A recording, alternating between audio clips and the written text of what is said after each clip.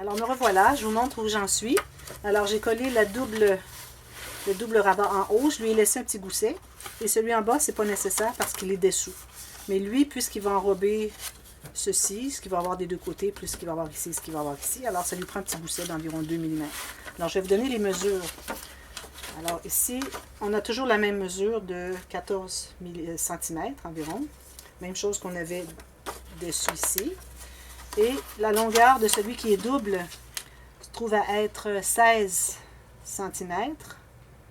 16,2 cm. On a fait un premier pli, plus pour avec la valeur de couture, ce que j'appelle, valeur de colure.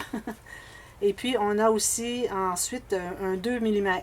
Alors, j'ai 1 cm entre le pli ici et le rebord. Mais ça, c'est pas grave, ça fait plus ou moins, pourvu que vous ayez 2 mm ici et que ce soit collé. Ensuite, le reste, j'ai un pli à ce moment-là à 9 cm et le reste est le dernier rabat. Et je me suis mis un petit ruban ici pour attacher le tout parce que là, on a un rabat qui est comme ceci et l'autre comme ceci. Alors, pour tenir tout ça ensemble, si on fait juste mettre un aimant ici, ça va rester ouvert, ça ne fonctionne pas. Il faut vraiment attacher le tout ensemble. Alors, j'ai mis un ruban.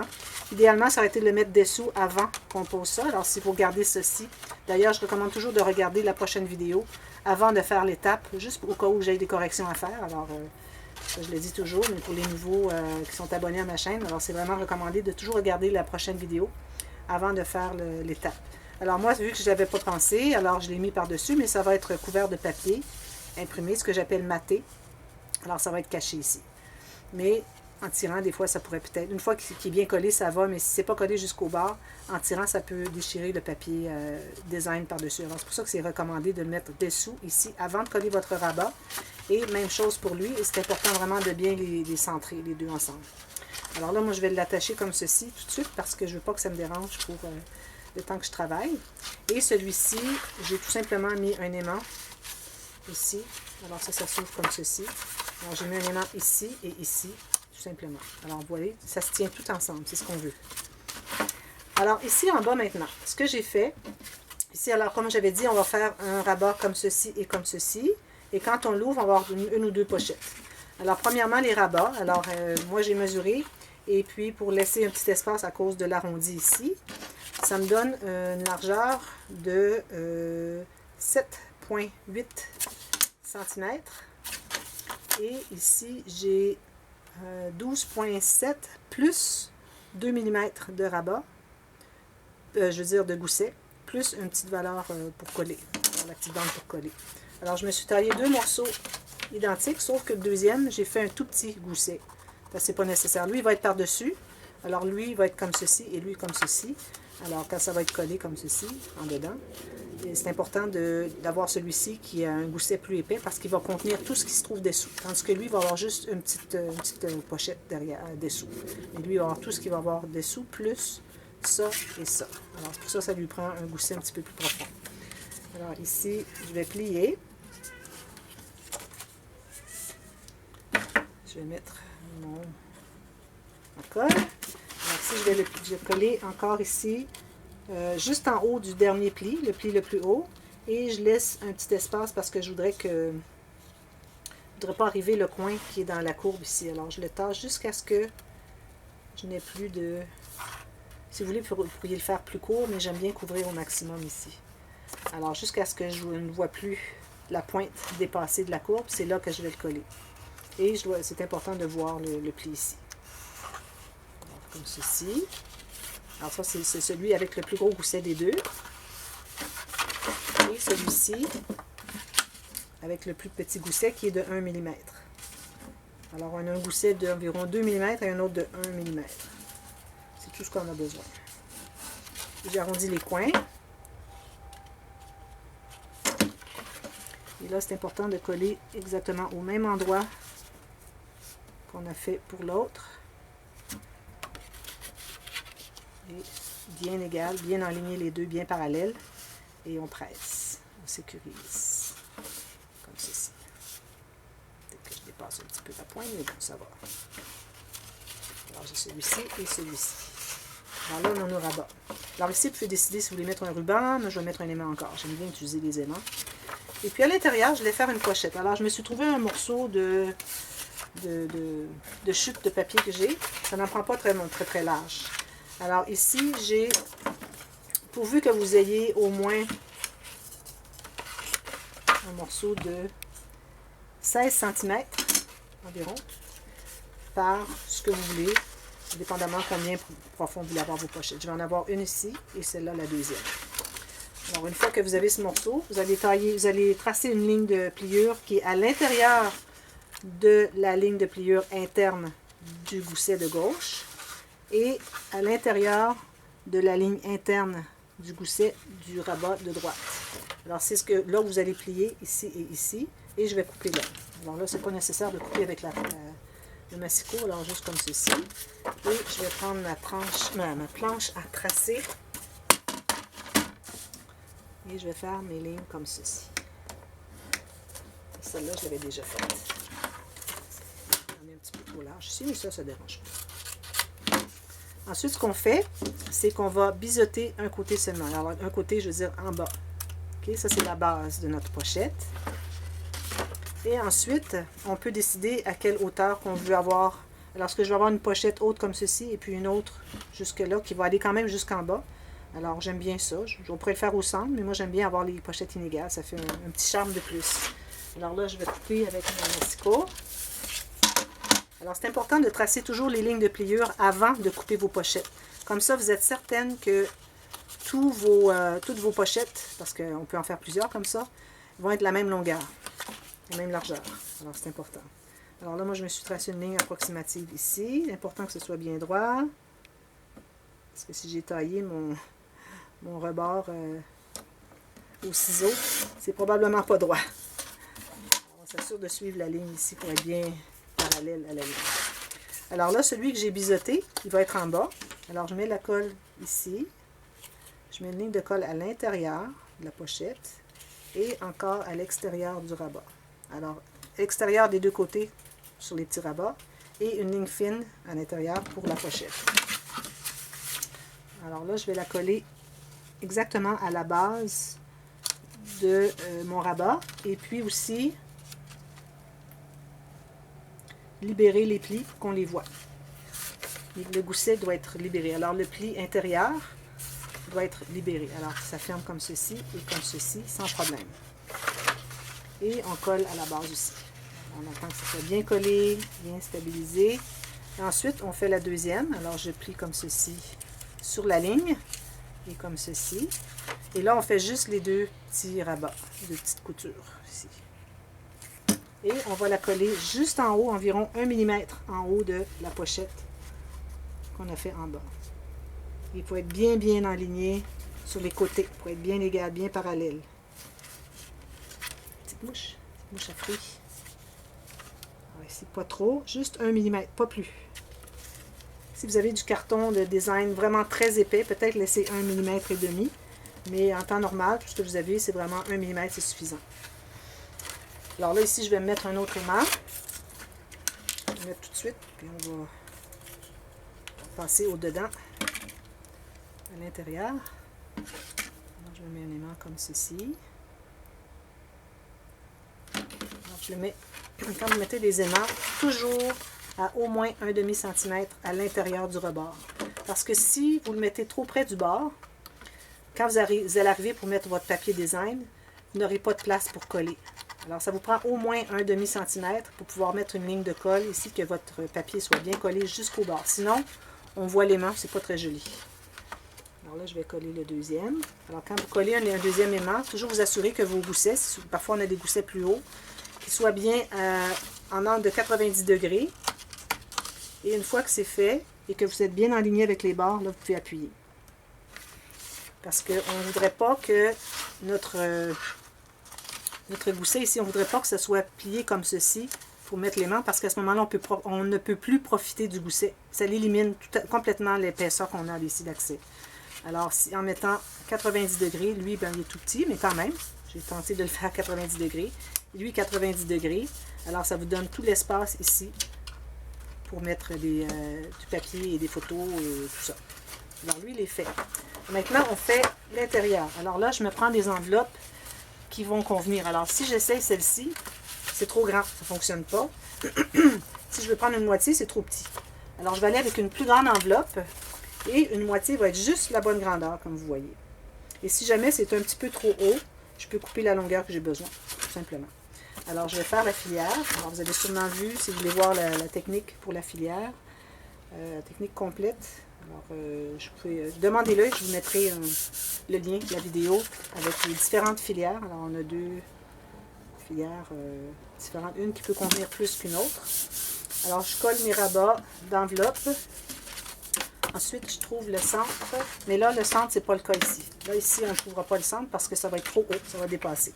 Alors, je vais calculer encore, juste à la pointe de mon arrondi ici, jusqu'où que ce soit un petit peu à l'intérieur de mon pli, qui est le plus à l'intérieur ici. Alors, mes enveloppes vont être comme ceci. Alors, je vais le couper, une à la fois. Alors, je vais faire ma marque tout de suite, ici, pour la deuxième.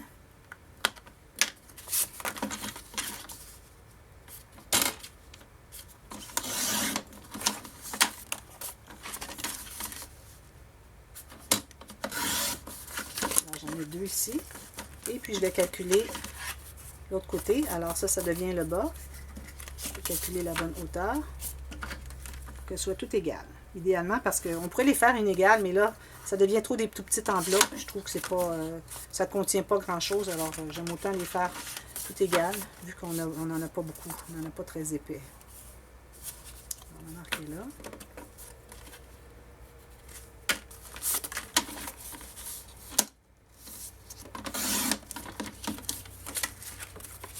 Alors moi, des filières, j'en ai dans presque tous mes projets, presque. À l'occasion, s'il y a un projet spécial, c'est possible que j'ai pas de filière. Mais j'essaie d'en avoir partout parce que je trouve ça vraiment, vraiment spécial. J'adore faire des filières. Alors ici, ce qu'on fait maintenant, on va trouver le centre. Alors là, on travaille toujours avec l'ouverture, sur l'ouverture. Alors on va trouver le centre de celle-ci. Alors je me fais une marque là où il y a l'ouverture. Et puis, je vais faire la même chose avec les autres. Alors, je fais comme un éventail. Je les mets bien égales. Et puis, je fais une marque comme ceci. Alors, elles sont toutes mesurées d'un coup. Ensuite, je vais utiliser une perforatrice.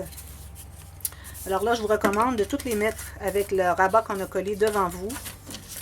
Question de savoir où est-ce qu'on s'en va. Parce que quand ce sera le temps de les coller, on saura qu'on les colle toutes avec le rabat ici, que ce soit tout égal. Au cas où je n'ai pas trouvé vraiment le centre de mon enveloppe et que si je les inverse et que ce n'est pas au centre, je vais en avoir une là, une là, une là, une là. C'est pas vraiment l'idéal.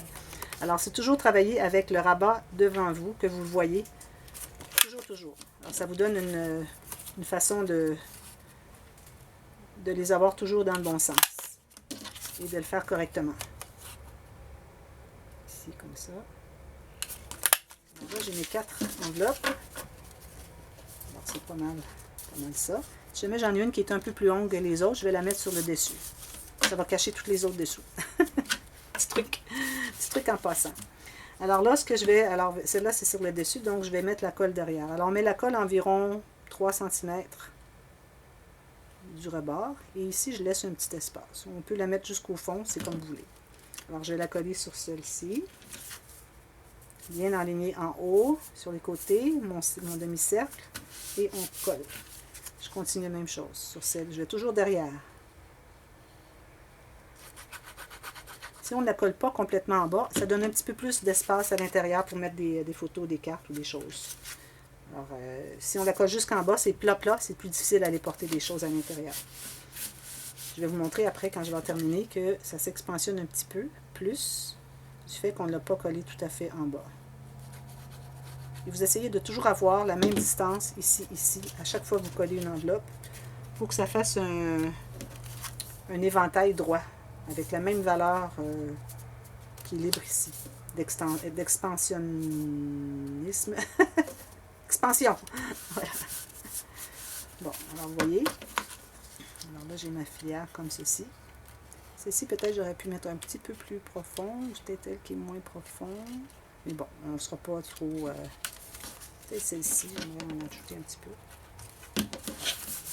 Alors toujours avec le rabat devant moi. Alors là, ce que je conseille, c'est de mettre la filière avec l'ouverture en bas. Parce que comme ceci, vous allez pouvoir faire ça. Et quand vous l'ouvrez, vous pouvez l'ouvrir comme ceci. Tandis que si vous la mettez comme ceci, là, c'est difficile à l'ouvrir. Il faut se pencher pour aller voir. Alors moi, je la recommande vraiment comme ceci.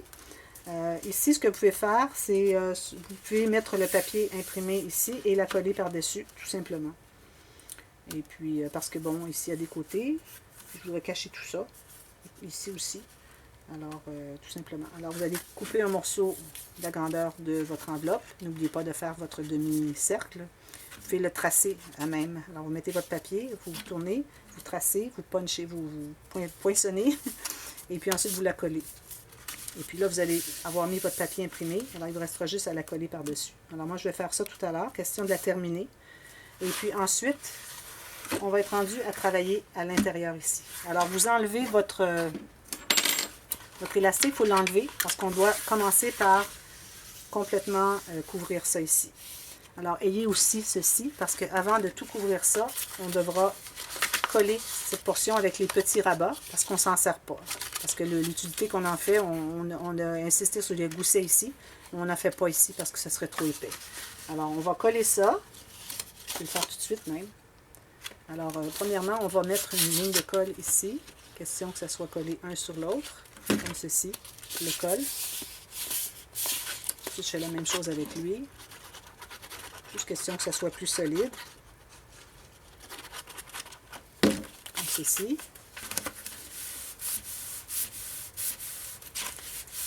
Ensuite, bien, on n'a pas fait les goussets encore. Il faut que je vous montre les goussets. Alors là, le plus grand rabat ici, vous allez tracer un gousset à 5 mm. Vous allez tracer la ligne, assurez-vous que ce soit bien droit. Le deuxième plus grand, alors celui du milieu, vous allez avoir un gousset à 3 mm. Assurez-vous que ce soit bien droit. Et le dernier, le plus petit des trois grands, un gousset à 1 mm. Juste pour dire qu'il y a un petit quelque chose. Vous voyez, juste 1 mm. Alors 1, 3, 5. Et une fois que vous avez fait ça, vous voyez, vous avez tout cet espace pour mettre des interactions avec un peu d'épaisseur. Ça vous donne 2 mm à chaque. Alors 1 mm d'épaisseur, ça paraît rien, mais c'est vraiment bien. Et de toute façon, on pourrait même en avoir plus parce que quand même qu'il ne fermerait pas complètement, ça ne serait pas trop dramatique. Alors une fois que vous avez fait tout ça, tracez vos goussets, assurez que c'est bien droit et que vous avez collé ça. Ici, maintenant, on va coller cette portion parce qu'on n'en a pas besoin pour notre style de folio. Si vous regardez sur YouTube, vous allez voir d'autres sortes de folios, mais ils ne sont jamais aussi intéressants que celui-ci. Je peux vous dire, j'en ai pas trouvé. Il y a Cathy Arta qui en fait un assez bien. C'est un grand. Et puis, j'ai pris quelques idées un peu. Là, on va travailler un petit peu de ce côté-là, la même chose. Alors là, on doit coller cette portion. Alors là, où est-ce que vous avez la couture? Vous voyez la vraie couture ici. Là, je parle de couture pour vrai. Là, c'est cousu avec un fil. Alors, ça doit être tout juste à l'intérieur du pli. Ici. Alors, le dernier pli qui est à l'intérieur ici, vous devez être tout juste à l'intérieur de ça et bien centré. Alors, vous allez avoir comme 1,5 mm de chaque côté. Alors là, vous allez aller à l'intérieur et vous allez le presser. Et une fois que c'est fait, là, vous allez pouvoir calculer votre papier qui va tout ça ici. Vous libérez le gousset, vous libérez le pli ici. Alors, tout à l'intérieur ici, comme ceci. Et puis aussi, on doit poinçonner les trous. Alors, vous allez mettre votre papier, on va faire les traces avec les trous, on les poinçonne et puis c'est fait. Alors ça, je vais faire ça avec vous. Alors, on va être rendu là. Et puis ensuite, il va nous rester à commencer à penser à faire des interactions intéressantes ici. Alors, voilà. Ici, j'aurais bien voulu mettre une doublure de page, mais à cause de ces machins qui entrent à l'intérieur ici et qui nuisent, ça aurait fait une bosse et puis ça n'aurait pas été idéal pour entrer les cartes. Alors, j'ai décidé de laisser faire. On en fera sur les interactions des pages ici plutôt. Ce sera plus intéressant. Alors, voilà. Alors, je vous reviens avec... Ça, oui, ça va aller à l'intérieur. Ici. Ça ici. Ça ici. Ici. Vous voyez, ça commence à se dessiner déjà. Vous voyez, comme ça. Ça va être tout rempli, ça, ici, à l'intérieur. Peut-être qu'on fera un peu plus d'interaction ce côté-ci parce qu'on a moins... Ah non, c'est parce que je n'ai pas posé ma filière. Quand ma filière va être posée, ça va prendre... Vous voyez ici? Alors ça, comme ça, comme ça, comme ça, et ça. Ici. Vous voyez, ça commence déjà à se remplir. Alors, il nous reste l'espace ici pour faire des interactions. Et ça ici, sur les côtés, ça peut s'expansionner pour donner plus d'espace à l'intérieur. Vous voyez comment est-ce qu'en l'étirant, ça augmente l'espace à l'intérieur. Et lui aussi peut faire la même chose. Alors, ce qu'on veut faire à l'intérieur avec les goussets qu'on a laissés, on peut remplir ça bien plein et puis il y aura toujours de la place pour que ça soit tout inclus dans notre folio. Alors voilà, je vous reviens avec la suite. Alors, vous rendez-vous là. Calculez votre papier de la bonne grandeur pour pouvoir se convenir à l'intérieur. Et je vous reviens avec le poinçonnage ici. Et puis, on va coller. Et puis ensuite, on va commencer à faire des interactions ici. Alors, je vous reviens. À plus tard. Merci.